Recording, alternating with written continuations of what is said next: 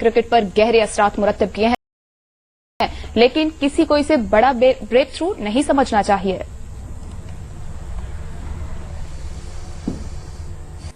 Bulletin میں ایک بار پھر خوش آمدید۔ قومی ایئر لائن میں 15 کروڑ روپے کا کرپشن کیس دبانے کی کوشش کی جا رہی ہے۔ کرپشن کا سراغ لگانے والے چیف انٹرنل آڈیٹر کو اب عہدے سے ہٹانے کی تیاریاں جاری ہیں۔ دیکھتے ہیں اس بارے میں جیو نیوز کے نمائندے طارق ابوالحسن کی رپورٹ۔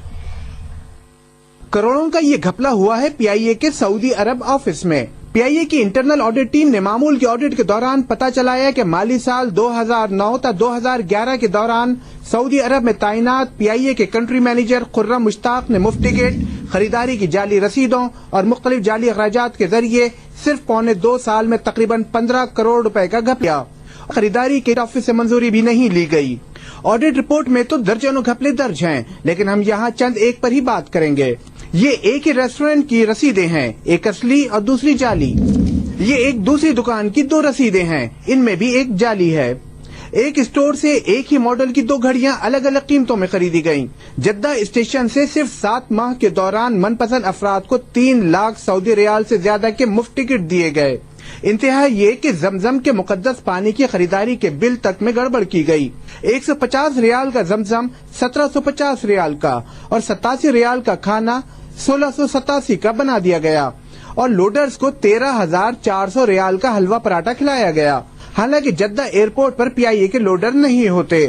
عمرہ اور حج جیسے مقدس مواقع کو بھی نہیں بخشا گیا۔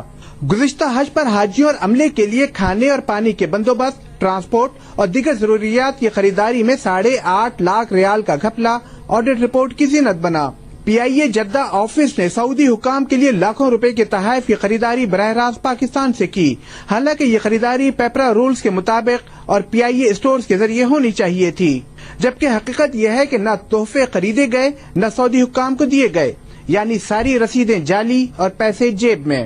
آڈٹ رپورٹ کے مطابق لاکھوں کی خریداری کی ادائیگی چیک کے بجائے کیش پر کی گئی، اور ہاتھ کی پیش پیسنجر سیلز اور حج آپریشن کے انچارج قائم مقام ڈائریکٹر ایئرپورٹ سروسز اعجاز مظہر ڈائریکٹر کے عہدے پر کنفرم کر دیے گئے، اور اس سال بھی حج آپریشن کے انچارج بنا دیے گئے۔ یہی نہیں بلکہ ذرائع کے مطابق پی آئی اے انتظامیہ معاملے کو دبانے میں مصروف ہے، اور ایک ریٹائرڈ افسر کو چیف انٹرنل آڈیٹر کے عہدے پر لگانے کی کوشش کی جا رہی ہے۔ ادھر پی آئی اے ترجمان کا کہنا ہے کہ مینیجنگ ڈائریکٹر سے مشاورت کے بعد ہی اس رپورٹ پر موقف دیا جائے گا۔ طارق ابوالحسن، جیو نیوز۔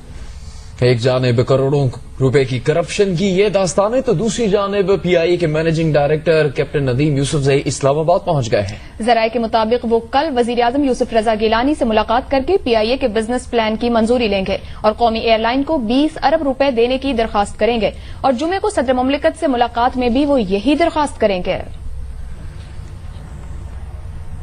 اور اب خبر پاک بھارت تعلقات سے متعلق وفاقی کابینہ نے بھارت کو تجارت کے لیے پسندیدہ ترین ملک قرار دینے کی منظوری دے دی ہے۔ وزیر اطلاعات کا کہنا ہے کہ بھارت کے ساتھ تجارتی تعلقات بڑھانے سے کشمیر کوس پر پاکستان کے موقف میں کوئی تبدیلی نہیں آئے گی۔ آصف علی بھٹی کی رپورٹ دیکھتے ہیں۔